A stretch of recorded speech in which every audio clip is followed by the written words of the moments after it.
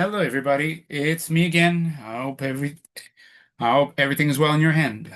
Today, I decided since last video was about TV shows, I'll go back to wrestling and I'll do a top 20.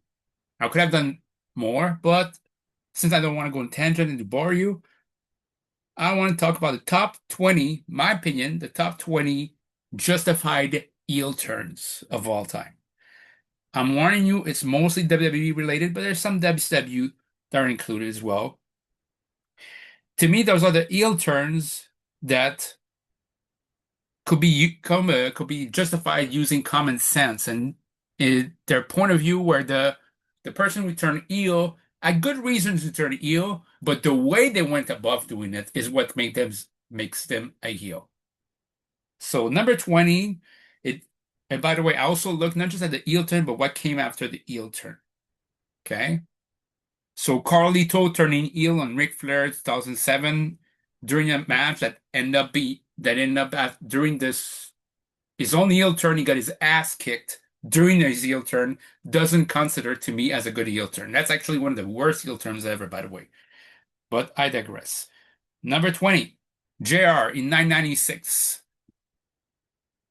I feel like JR is one of the guys who I feel like has more reason to have any gripe against WWE. The way he was badly treated in WWE, being fired several times, being awesome at his job, being the best wrestling announcer ever, and still being treated like crap. I mean, by Vince McMahon, by the machine up north. I feel like he's one of the few people who I feel like everyone's gripe comes from a legitimate place. I mean, we've seen many people complain about WWE, and some of them I'm saying, dude, you had a career for many years. Looking at you, Big Show. You had many years of being employed with WWE and you complain about WWE. Okay? Maybe they kept you in check. I mean, some people basically complain about WWE afterwards because I get the feeling, wow, I didn't get the 5 years run as world champion, which was never going to happen. Looking at you, Mercedes Moné, that is. And but JR was fired, humiliated on many occasions. Even during a colon surgery in 2005, he was humiliated for having colon surgery. How gross is that? Even back then, I thought it was gross. So it's one of the person I can understand if he doesn't ever want to come back to WWE. I completely understand. But for that sake of that video, it's like 996 he turned heel, and every one of his gripe were legitimate. He had no loyalty to WWE and went from people started to detest him to the more you heard him, you understood where it came from. You just had to insult at the end the fans to make sure that, hey, I'm a heel now. But if you took away that part, you could basically he wouldn't be a heel, it'd be basically an edgier baby face. But after a heel turn, he presented you Razor Ramon and Diesel, the fake Razor, the fake Diesel. That's what also made him ultimately a heel, and that's cut out like Kevin Nash, which Gorilla Monsoon, the late great Gorilla Monsoon, into that. Scott and Kevin Nash were not contracted to come back, JR. And that was a little bit of a red herring in this case. And the next few months, I felt like it's like JR was always cranky, and cranky JR was awesome. But again, the reason for why he turned heel were justified. So that's number 20. Number 19, Rick Martel at WrestleMania 5 in 1989. Rick Martel, basically, I remember, was in a tag team with Tito Santana, part of Strike Force. They were World Tag Team Champions for a long time. They defeated the Hart Foundation. Rick Martel was the one who made sure to get the winning fall over the Hart Foundation in October 1987 by making Jim Neidhart tap out the Boston Crab. He also was the person pinned at WrestleMania 4 to lose the titles due to interference from Mr. Fuji and a Kane shot the back. Now, during that time, Demolition, even during their world tag title wins, even that era, the Rock and Wrestling era, the moment they won the tag titles, you could hear a lot of cheers, which basically facilitated their face turn later on that year. But Rick Martel's the Strike Force was used as a replacement for Can-Am Connection with Rick Martel and Tom Zank, and they were still popular, but not as popular. But the moment they lost it, at WrestleMania 4. They had a rematch. I don't remember when, but I do know they still lost. And afterwards, Rick Martel took a bit of an hiatus to heal to heal. This is why he wasn't based at Survivor Series 1988 or at SummerSlam, the first ever SummerSlam. He was back to Royal Rumble 1989. He was in the Final Four. And even then, even the promos leading to this say, I'm back, but never did say he was back with Strikeforce. He was trying to go in his singles way, wanted to amicably split from Tito. But alas, they brought him basically. Tito asked him to team up with him one more time against the Brain Busters at WrestleMania 5. Martel agreed, and everything was going swimmingly until, by mistake, Tito Santana accidentally hit his own partner with a flying forearm, Tito's finisher. That was a catalyst for Rick Martel's heel turn. He was clutching his face, of course, exaggerated, but his character couldn't believe that, hey, I'm starting to go into another direction of my career. I want to go back to be a singles wrestler. I tried to make a complete split with you. I'm doing you a favor. Giving you one to basically go back to temporarily to go back to the tag team division, and this is how I'm treated. That's why he bailed out at WrestleMania 5. So, and it's basically led to him becoming Rick the Model Martel. It led to an incessant feud that never ended with Tito Santana. And to me, honestly, on this aside, I always felt like Tito Santana versus Rick Martel could have been at WrestleMania 9. Like with the lackluster card you had, and you had only eight matches. Don't tell me you could have added 30 minutes more to give you a match between Tito and Rick Martel and give a send off to at least Tito Santana, a proper one. He deserved much better. Tito Santana deserved much better. If you're not going to put him as WWE champion, I always felt he's one of the guys we should have treasured before he left because he was one of the few guys who were very loyal, and nobody can talk crap about Tito Santana. But Rick Martel's heel turn to me was justified. So that's number 19. Number 18, I know it's going to catch me a lot of heat, but Batista in 2014. He comes back, he wins the Rumble. Okay, that's the reason why people hate him. Not because he came back, but because he's the one who took Daniel Bryan's place. Except, is it really his fault, or is WWE's booking who never put Daniel Bryan in the Royal Rumble to begin with? So it's WWE's fault, not Batista. Batista's character and Batista himself paid the price for it. He kept saying to people, deal with it. And again, acted heelish, but was it his fault? If you're told anybody, if Joe Schmo's tell, even though he's not that popular, being told, hey, you win the Royal Rumble tonight, will you say no? I want to lose, have this other guy win it, so I don't have to headline WrestleMania. You wouldn't do that. Neither would Batista. And then next, people booed him, and the moment he turned heel, it's like reminded basically that it used to be that people who were the top face of the company actually looked like superstar, whereas the top face now looks like basically a guy you could see a Hot Topic, and that made me laugh. Batista as a heel is great, but he had a point. It used to be that top heels, top face look out of this world phenomenons, and now they look like 110 pounds guy like Darby Allin AEW. I mean, even Adam Page actually looks like a superstar. Darby Allin looks like somebody, basically teenage or midlife crisis man-child who decides to go back into his 80s, the 1980s, pick up his skateboard and go, whoa, dude, that's how it feels. Batista said it a decade earlier. And again, during the Daniel Bryan era, I wanted Daniel Bryan to win the title, to win the title, win the WrestleMania main event, but Batista's character at a point. And Batista afterwards was relegated to feuding with the Shield. His character wanted to be champion, and he left as soon as he realized he's not going to get a title shot anytime soon. So, yeah, that's for Batista. Number 17, Mr. Bob Backlund in 1994. Bob Backlund was champion for around 5 years, from 1978, if I'm right, to 1983. And the way he lost the title, he never submitted. His manager threw in a towel. So he came back around 10 years later. There were jokes from heel commentators saying he was older, but let's be honest. In today's age, sometimes you hit your prime in your late 30s, early 40s. if at that. Sometimes it's even in the mid 40s, you're at your prime. It's like you basically take all the thing you acquired during your youth, your younger years, and something in your 30s, and you put it to work with the knowledge, the strategies you acquired, and you make it work better than ever. Case in point, Bobby Lashley.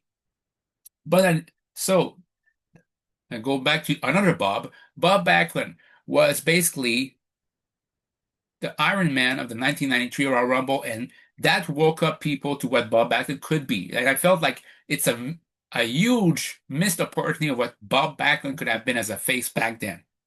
He didn't have to win a title, but he could have been a top contender. And you remind everybody what he is. I mean, he should have gotten a match at WrestleMania 10. He didn't. He was constantly basically looked over, despite the fact he was a former WWE champion at the time. They were that in a time where there weren't too many WWE champions on the roster, at least ex-champions. I mean, during the 1993, 1994, who was ex-champion that was already in the roster? I mean, active roster, that is. Macho Man was quasi-retired. Uh, Ric Flair was gone. There was Yokozuna. There was Bret Hart. So basically, there were three champions, and they're brought back. And there were four now on the main roster. So it should mean something that former WWE champion is back on the active roster. Then you had the awesome match between Bret Hart and Bob Backlund. And as usual, during that time, Bob Backlund lost via a small package. Bob Backlund actually faced somebody at his best. During his best effort, he could still win the title. For him, it's like basically he always thought of himself as uncrowned, as an undefeated champion, but this time he lost the guy who actually wore the belt. And it wasn't bad enough that Bret Hart wanted a handshake once. It's like he wanted three, four times, like saying sorry, sorry. Like basically, like a phony person in high school get trying to say, oh, he like they tried to basically befriend you, but in reality, they just wanted to mock you by shaking your hand. And Bob Backlund just had enough and slap him across the face and slap on this crossface chicken wing and remind everybody that he's Mr. Bob Backlund, Mr. Backlund. And that's how much respect that Bret Hart had for him. I mean, their Survivor Series 994 was something to behold. I mean, you could understand why Bret Hart couldn't finish the match. I mean, he was the Survivor Series 994, being the crossface chicken wing for minutes on ends. You couldn't understand why the match was stopped. I mean, he didn't tap out like Gunther tapped out to Jey Uso this year at WrestleMania 41. No, he waited. It was maybe 2, 3, 4 minutes. There was nowhere else to go.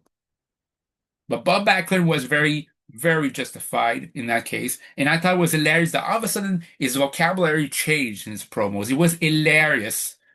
I mean, anybody who watched Mr. Backlund's promos know they were hilarious. And again, he was justified there, as in people tried to forget who Bob Backlund was and tried to basically demean him.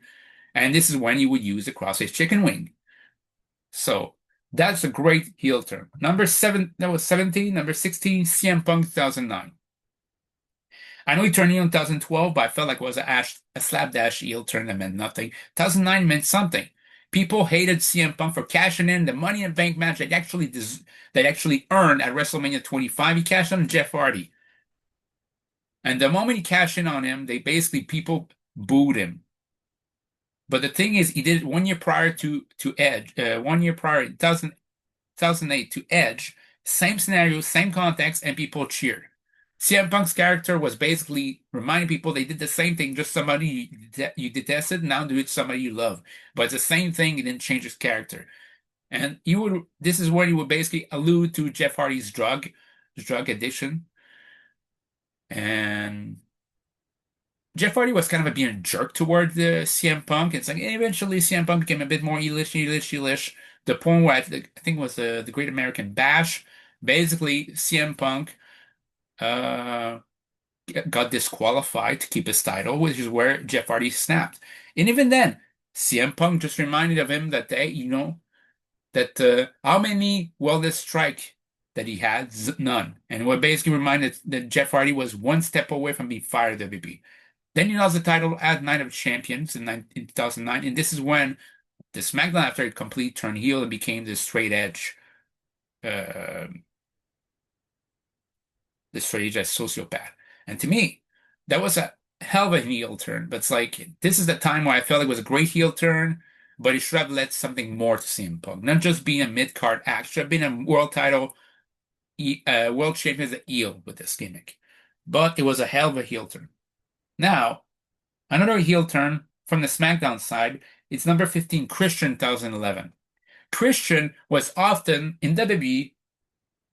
I feel it's hilarious that in AEW, Christian Cage has overshadowed Adam Copeland and Edge. But in WWE, it's Edge always overshadowed Christian.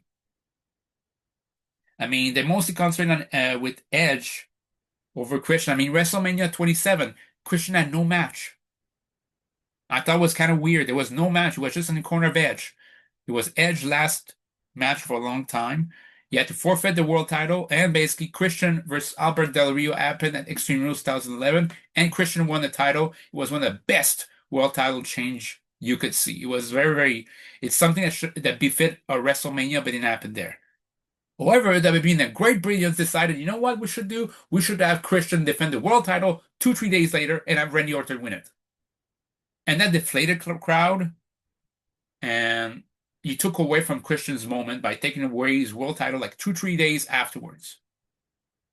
Afterwards, his character would say one more match, and saying it wasn't fair that he wasn't well rested up after a huge ladder match,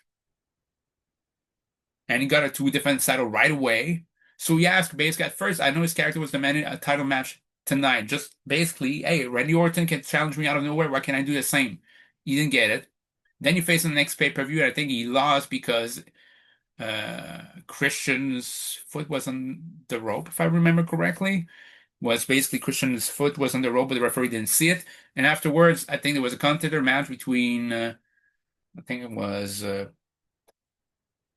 I think it was Christian and Sheamus, something like that. But a miscue between this, I think, led to Christian turning heel.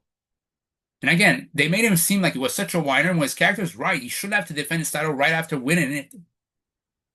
And not having a title rematch, he had to fight for his rematch. So at Money in the Bank, he made sure, Money in the Bank 2011, yes, that Money in the Bank, he made sure to incorporate a stipulation that said that if Randy Orton got disqualified, count out, he wins the world title. And he did. He spat on Randy Orton, who snapped, and Christian won his second world title. And afterward at SummerSlam, he lost it to an excellent and false count anywhere match, no holds barred match, sorry, to Randy Orton. But I felt his character was right there. Why shouldn't he mention or complain that, hey, it wasn't fair that I lost the world title shot? I think some babyface syndrome, dumb babyface syndrome. That's a reference to Jason Solomon. Love you, guy. Love you, man. But it's why should any babyface mention complain? Hey, I was screwed out of the title. I wasn't supposed to. Like, if you're a total babyface, say, I'll suck it up and get it next time. Well, some people are not like John Cena or Batista. They don't get a title shot on demand. They have to earn it. They have to go through the entire line. And that's the reason why I felt like Christian had every right to turn heel there. So that's number 15. Number 14, Test in 2001. Test in 2001 was European champion, was Hardcore champion, and at one point, for some reason, the Alliance or WB low carders thought that Test might actually, because he was befriending Shane, they might actually be a mole for the Alliance, so they beat him up for no reason. I do remember this, that the next time you saw Test, JBL half-heartedly apologized to him. Oh, we're sorry for beating you up, for thinking you're the Alliance. You're not part of the Alliance. You couldn't be. And that led to Test costing the APA the World Tag Team titles to DDP and Canyons. And what made me laugh about this was the next Raw, JR called Test a backstabber. It's like, how is he a backstabber? He got assaulted for no reason by the APA, by a mob of people directed by the APA. And how is he a heel for getting revenge on them? Oh, he joined the Alliance. Maybe the Alliance that felt maybe, hey, you could the WWE mistreats you, we're gonna treat you like the star you're supposed to be. How did he turn heel? Because he went against WWE stuff guy and JBL was known to be a bully? Even storyline, the guy as a face felt like a bully. So it's like, why was it that not a justified heel turn? So that to me was always like mind-bogglingly stupid to consider him as a heel because he wasn't. He became English afterwards, but the actual turn he wasn't. He was just a fight in this one. So that's number 14. Number 13, Mick Foley in 1998. I mean, you won the World Tag Titles with Terry Funk, the late great Terry Funk, at WrestleMania 14 in a dumpster match. But Russo's logic, it wasn't the right dumpster. Looking back, that is beyond stupid. Like, oh, it's not the right dumpster. Was it a design dumpster? Say dumpster here, right dumpster here. That's a Russo swerve. Like there's not been one. It could just have been, hey, you know what? We won a World Tag Titles rematch. We want it tonight. And even then, in storyline, it was a steel cage match. A steel cage match. Even then, Foley and Funk were still about to beat the Outlaws until Triple H and X-Pac came down to form the new DX and cost Foley and Funk the victory. And even after they won the tag titles, it wasn't enough for DX. They had to assault Foley and Funk after the match. Which, looking back, that's the Attitude Era. And then you think, okay, DX will be the new heels. No, soon after, DX became faces. Whereas Terry Funk was relegated to the sidelines, and Mick Foley had to basically cut a promo the next week saying he didn't appreciate that rather than basically people boo DX, they were cheering him on and chanting Austin as well. And that caused basically Cactus Jack to leave, and he came back as the corporate dude love. I mean, Mick Foley was one of the guys who gave more of himself than many other people to this day. And I could more understand his character for turning heel. So that's number 13. Number 12 might be controversial. Jake Roberts in 1991.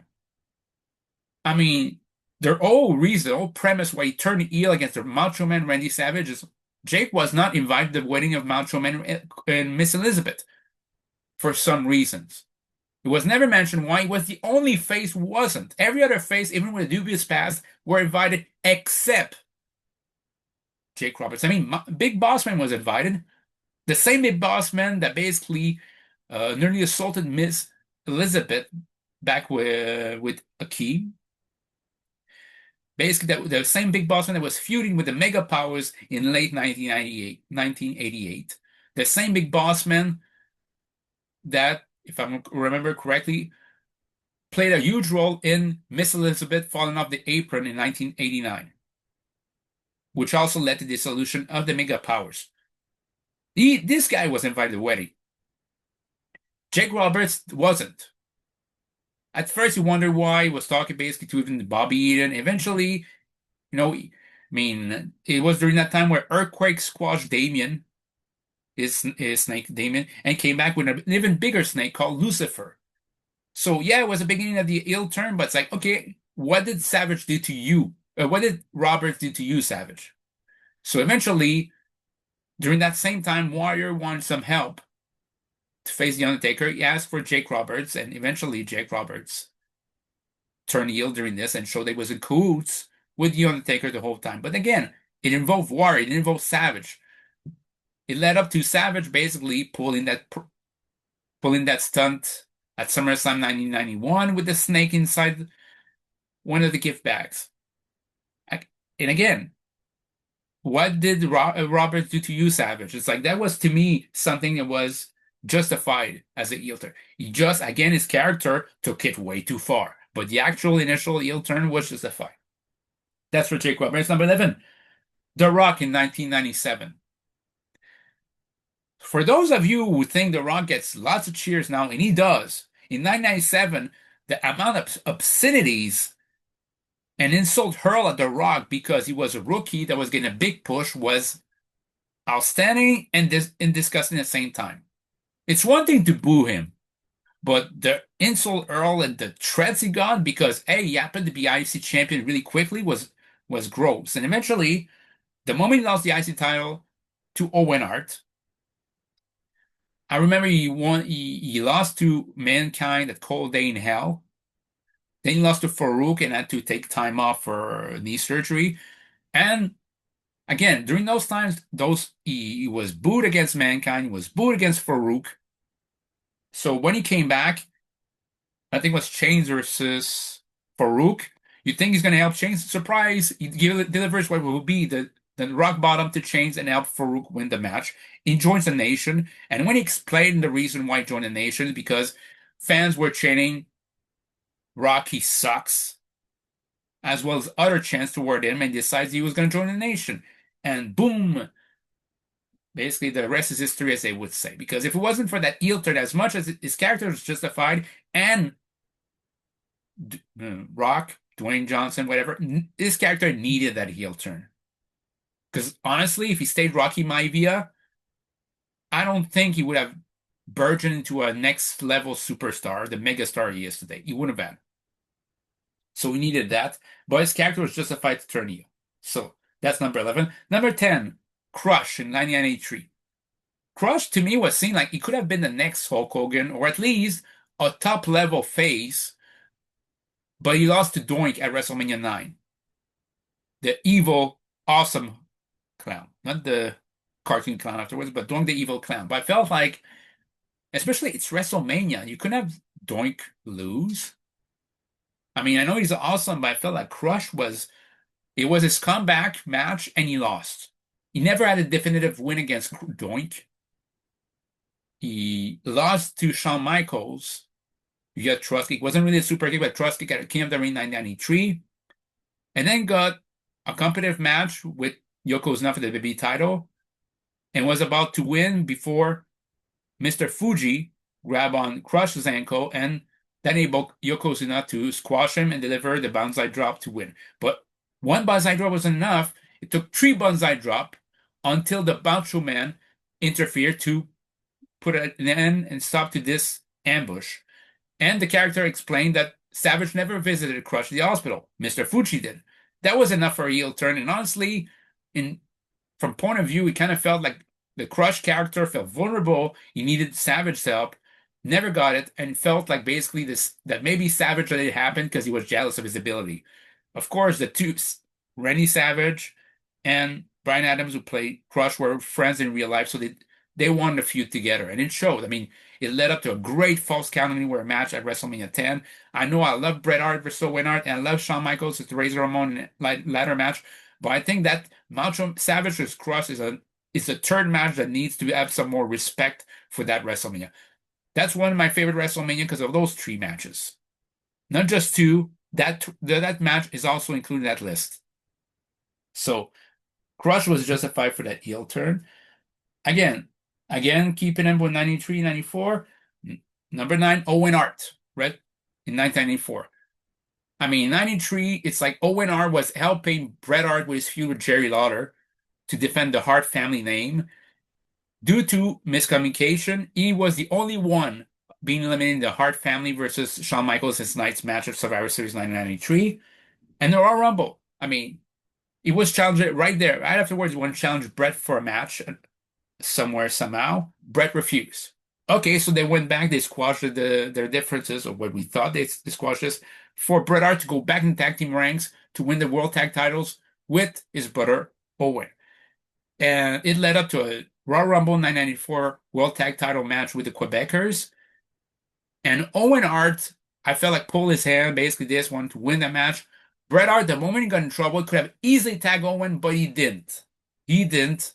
And that led to the ref stopping the match, and that led to Owen Hart kicking his leg from under his leg. And that led to Owen Hart being his classic self, one of my favorite wrestlers of all time, if in my top 5, always hilarious, and led to the Better Hart brother winning at WrestleMania 10. That's right, the Better Hart brother won at WrestleMania 10. So yeah, but he was justified in his heel turn. All Bret had to do was tag him. Bret Hart didn't. And some could even say his character was maybe, hey, he didn't have that much strength. I want to keep it some for the Royal Rumble. And rather than tag out and let Owen take over, hey, he decided to do it himself. So that's number 9. Number 8 is the most recent heel turn of the list. It's this year, 2025, Paul Heyman. I feel like Paul Heyman had every right to turn heel this year. CM Punk keeps talking about Paul Heyman, but he's getting deep crap with Roman Reigns, and Roman Reigns seems to be abusive and manipulative with Paul Heyman. He abused him, put his hands on him, not just this year as a supposed face, but even years in other prior years, like 2005, 2020, 2023, 2024, when he was a heel. Basically, even Brock Lesnar had to save Paul Heyman back in 2022, if I remember correctly. It's like we're supposed to forget that Roman Reigns was kind of abusive toward him. I think it's during the, I always thought like Seth Rollins was the only one telling him what he didn't want to hear was, hey, CM Punk's using his friendship to get what he wanted out of you, which was a main event at WrestleMania. And Roman Reigns is doing this because honestly, he's always part of a group. He's always back with somebody. The Shield, the the Authority, management, and now the Bloodline. He couldn't stand to be on his own. So I felt like it was justified to hit both guys with a low blow. I was nearly joking basically to people like, hey, you know what? Imagine if he gave a low blow to Seth Rollins. Imagine if he did that. Imagine if the lasting image is Paul Heyman being victorious in the triple threat match that he was nothing. He was not a competitor in at WrestleMania 41. That would have been hilarious. Wrong, but hilarious. But I felt it was completely justified for him to turn heel.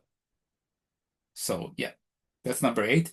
Number 7, Hulk Hogan 1996. That's surprising because you're going to hear the Hulk Hogan name later on. But Hulk Hogan had every right to turn heel in 1996, not just because Third Man, but it's like WCW hated WWE fans hated him even when he started in 1994. He didn't get the big pop like Stings will get. I mean, of course, he defeated Ric Flair in his very first WCW match for the world title, brother, and he would face off against Dungeon of Doom. And in character wise, I'm saying character, maybe not in real life. Maybe people were just tired of sick of him or storyline. But character wise, it's like the character was supposed to be represent all that was good. And people didn't like it. They were cheering on Ric Flair and on Anderson when he would ambush Hulk Hogan. They were booing him more and more frequently.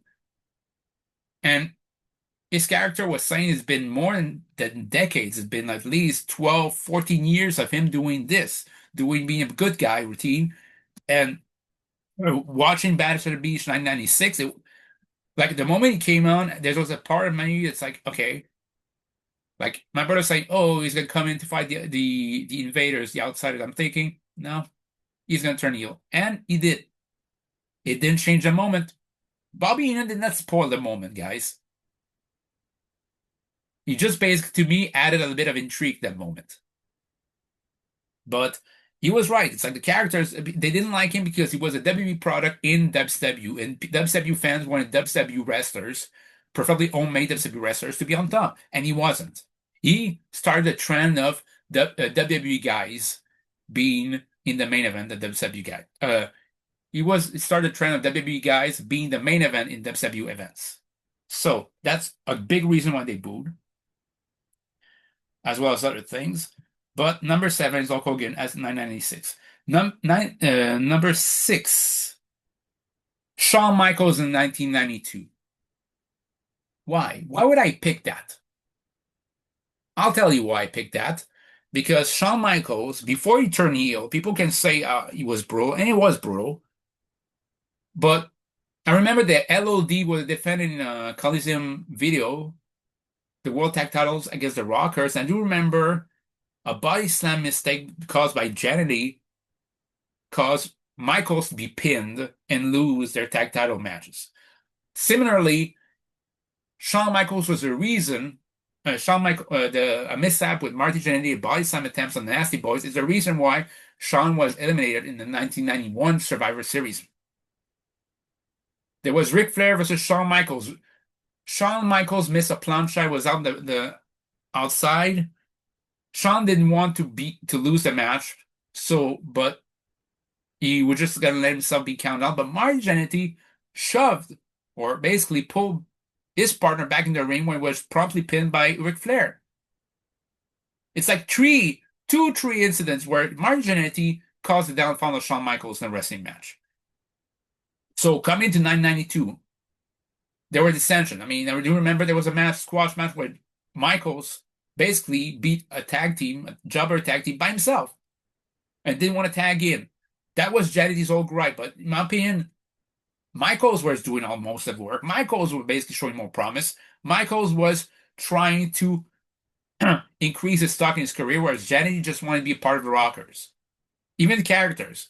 So, and let's be honest, Shawn Michaels super kicked Jannetty, and Jannetty, that coward, tried to escape through the window.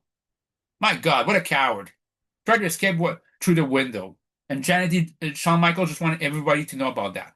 So, Shawn Michaels number six, number five. Number five is the second most recent on my list. Becky Lynch in 2018. Becky Lynch had basically worked herself to contention, to title contention, was basically in the WrestleMania 34 pre-show battle royal, which she lost, but she was racking up win after win after win after win. She was on a winning streak, and instead of having a one-on-one match with Carmella for the SmackDown Women's title at SummerSlam, Charlotte Charlotte Flair come back out of nowhere. She after 3-4 months hiatus, she won. She beat Carmella in a non-title match, but she was had it to make it a three-way match.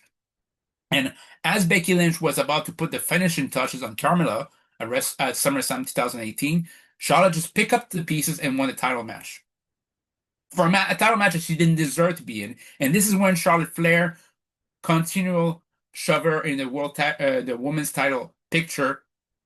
Maybe that's started, but I feel like exaggerated. It's like people like, okay, it's very clear trying to get 16 titles to that.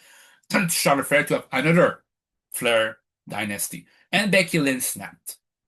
And funniest part is when she snapped and turned heel, people were cheering her more than they had ever.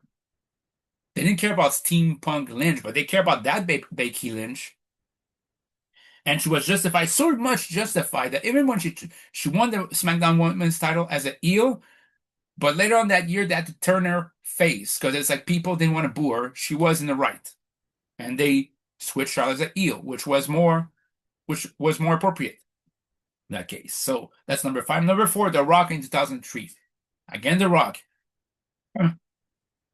because the reason why I felt that that deserved heel turn is The Rock didn't change. That people start to hate him because he was going to Hollywood. Now, actors can be wrestlers can go to Hollywood, make a movie, people aren't bitter.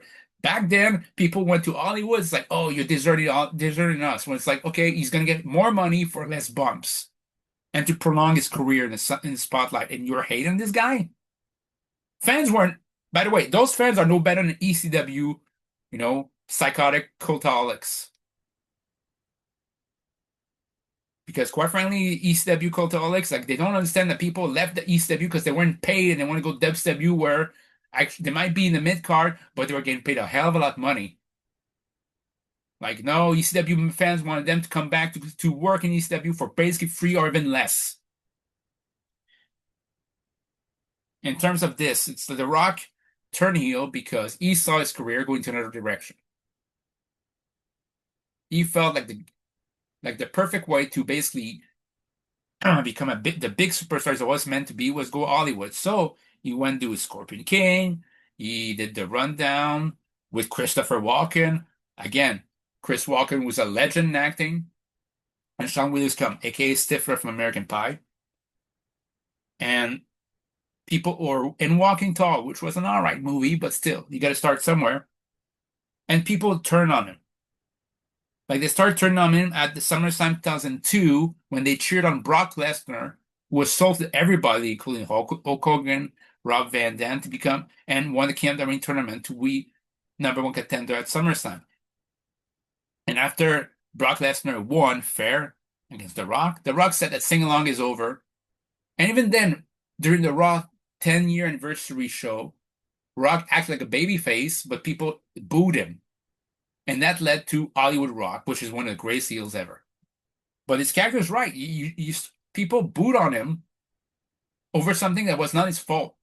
They booed him for a decision of, hey, you know what? I want to go to Hollywood. I want to increase my visibility. I just don't want to be the guy who's doing cash for on TV.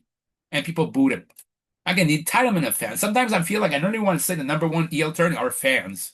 Because honestly, sometimes in ECW, spoiler alert, well, not spoiler because I'm on the list. If I were to say biggest heel turn in ECW, I'd say the fans. And Paul Heyman in terms of not paying his employees. But in terms of The Rock, number four, yeah, I think it's appropriate that he is here because his heel turn was justified. Whereas ECW fans and marks, They weren't justifying their heel turns. Number 3, in 997, Bret Hart. The great part about the heel turn of Bret Hart is that he only turned heel in the United States. He never turned heel anywhere else. He didn't really change.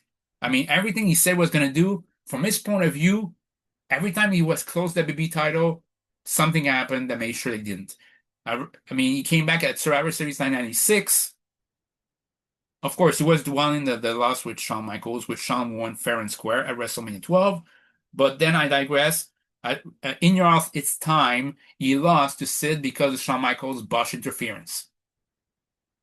Then, rather than getting a rematch, he's forced to enter the Royal Rumble. He's the last man remaining, and he threw out Stone Cold Steve Austin. Legally, he should have basically won that Rumble, but Stone Cold used the distraction between Terry Funk and Mick Foley to re-enter the match and eliminate Bret Hart when nobody was looking and win the Rumble. Then he goes on to win the Final Four match, only to lose the title the very next day to Psycho Sid after a Stone Cold Steve Austin interference. Then he gets a cage match, the infamous cage match with Sid, where even Austin's helping Bret to win the WWE title because he knows that if Bret wins their title match, their submission match will be for the WWE title. But The Undertaker slams the door in Bret Hart's face and costs Bret the win and helps Sid, his scheduled WrestleMania opponent, to win. And then Bret faces Austin at WrestleMania in at least one of the top 2 WrestleMania matches of all time. Bret wins fair and square. Austin doesn't tap out, but Bret, remembering all the agony, the anguish that this guy caused him for the last few months, decided a win wasn't enough, so he sold something. This is when people booed him. Despite the fact the same fans would have probably cheered if Austin did the same thing if Austin won and assaulted Bret afterwards. This led to Ken Shamrock pulling Bret off Austin, Bret Hart flipping off the fans, costing Sid the world title, the WWE title, and the next day becoming a heel in the United States and reunited the New Hart Foundation, which is my favorite faction of all time, as well as my brother. But he was justified, and after this, he was just an aggressive face. He wrestles like an aggressive face everywhere else in the world, but in the States, he acted like a cowardly heel. The only thing I didn't like about this, it's not the heel turn, is Jerry Lawler should have basically done like Bobby Heenan and still hated Bret Hart. This didn't happen. Jerry Lawler became, out of nowhere, overnight, a best friend of the Harts, which shouldn't have happened, apart from when to Canada. And it was all undermined when DX tried to undermine the Hart Foundation, and honestly, this should have never happened. I mean, especially when the numbers of Hart Foundation were much bigger than the numbers of DX. So, but that's a rant for another day. That's number 3. Number 2, 2008, Jericho. Chris Jericho and Shawn Michaels. Shawn lied to Batista about Shawn basically retired Ric Flair in WrestleMania 24. Shawn faked a knee injury to beat Dave Batista, and when Dave Batista had sympathy, Shawn hit him with a super kick to get the 1-2-3. Chris Jericho thought that Shawn was injured, that Shawn was faking his injury. Shawn was saying, I'm hurt. And like in a cartoon, and like in Looney Tunes, eventually said Jericho, okay, you're hurt. And then Shawn said, no, I'm not. But Jericho was saying, but you really are. No, you're not. And eventually, Shawn super kicked Chris Jericho. Led to a night's 10 match with Shawn Michaels and Batista, where Batista won. It was a stretcher match. And afterwards led to a highlight reel. Even in the weeks to come, in the weeks preceding this, Chris Jericho faced JBL on Raw. Jericho was disqualified but refused to hit JBL with his chair, which got him a lot of boos. And Chris Jericho, then the IC champion, hosted a highlight reel with Shawn Michaels. And Shawn, to slap him, basically to do the proverbial slap in the face, said, I didn't lie to the world, I just lied to you. So it's not that important. This triggered something in Chris Jericho, and that caused him from going to party-loving Chris Jericho Y2J to being a big word-using, suits-wearing, Nick Bockwinkel-like heel, which I felt this is when Jericho was the most credible ever. WWE, WCW, ECW, AEW, Ring of Honor, whichever fed, this is when he was the most credible as a world champion or as a main eventer ever. And in a bit of chemistry, or sorry, symmetry, bit of symmetry. Chris Jericho did to Shawn Michaels what Shawn Michaels did to Marty Jannetty, which I felt was brilliant. So again, his character was justified, and Chris Jericho reinvented his career and stripped away everything that was great about Y2J and just became Chris Jericho, the best at what he did. Now, I'm not going to say anything about Chris Jericho now, but Jericho from 2008, 2010 was awesome. That was number two. Number one, I to narrow it down, it's like I can't do this, I can't. So I put them all in category, and you're gonna laugh. What is it? Everyone we ever had did a heel turn on Hulk Hogan. That's number one. Every one of them was justified. Paul Orndorff.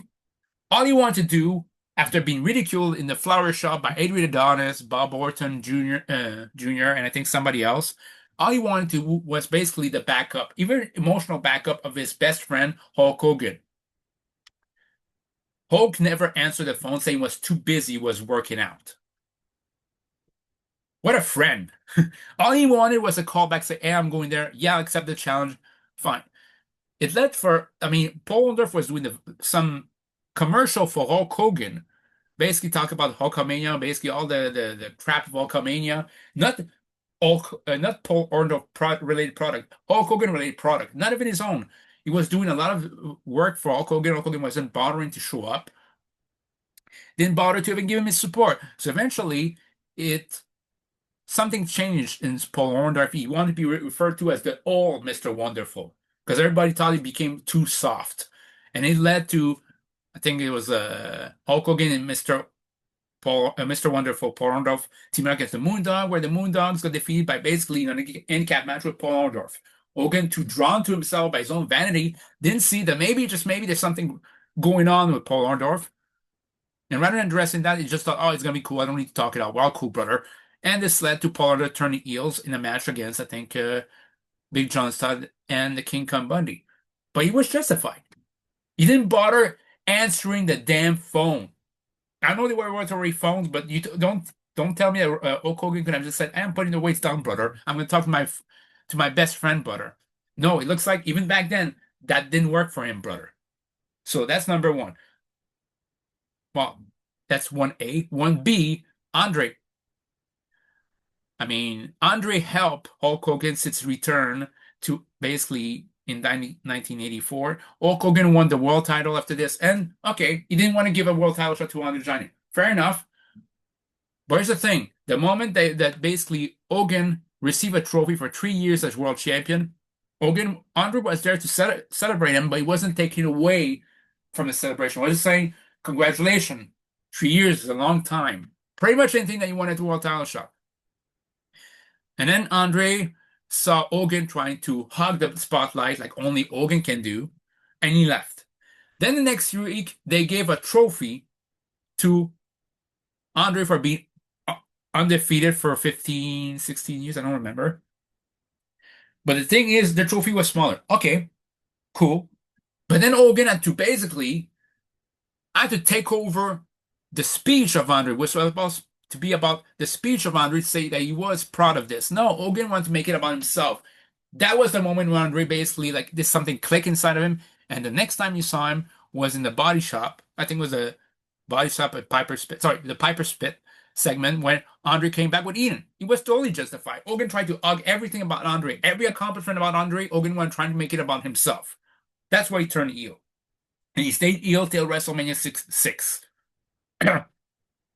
So that was justified. 1C, Randy Savage. Randy Savage, okay? He's been WWE champion, and I'll be honest, it bothers me that WrestleMania 4, the one blemish of that awesome moment is that Hogan had to take a steel chair to attack Ted DiBiase while he's locking Randy Savage, the $1 Million Dream. It kind of makes me seem like if it wasn't for Hogan, Ted DiBiase would have won the title.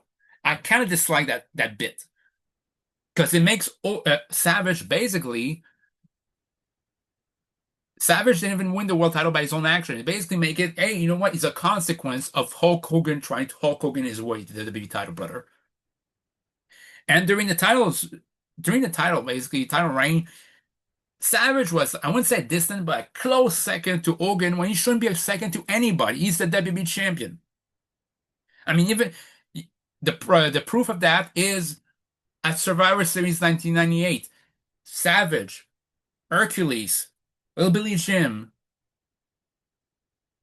and Coco Beware all entered to Randy Savage theme song, but lo and behold, Hogan had to come into his own theme song, brother. He had to get the winning fall, brother.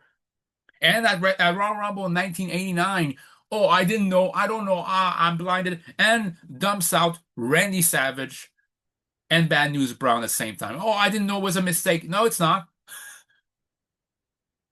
And the reason I mention this is like, okay, it'd be fair if you just wanted to win the match. That's fair. I'm not going to mention the reason why I'm going to bring that point up later. But then he honestly a bit too basically he always tried to grab to put Elizabeth on his arm and not on Savage's arm because Liz is Randy Savage's wife. And for anybody, that'd be kind of weird to see, hey, another person try to, you know, try to lift up another person's wife or another person's significant others when you're not their significant others. I mean, if it was on Instagram, you see, let's say you see your husband hugging some other wife, and you see plenty of those pictures on Instagram of that, you would be a bit suspicious and say, "What? No, lay your hands off my man or lay your hands off my girlfriend."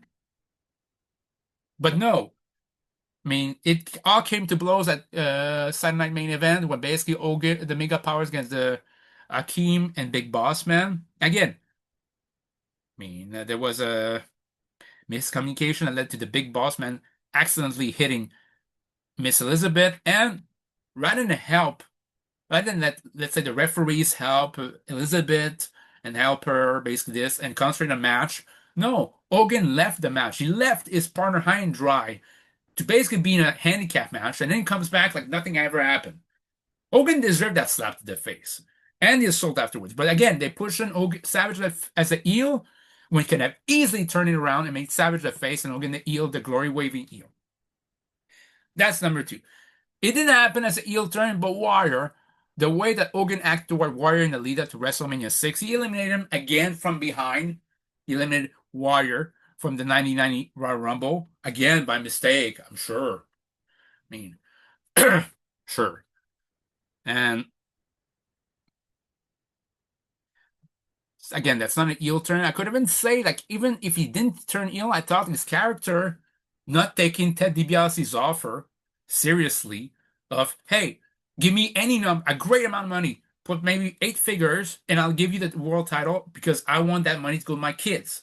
And I thought as a character, and I've been thinking about that, I was like, okay, I never thought it said Ted DiBiase had a good point. He's not the moral compass of the BB, but I felt like, hey, you know what? The fact he didn't consider that says something about Hogan's need to be the glory hound of the WB.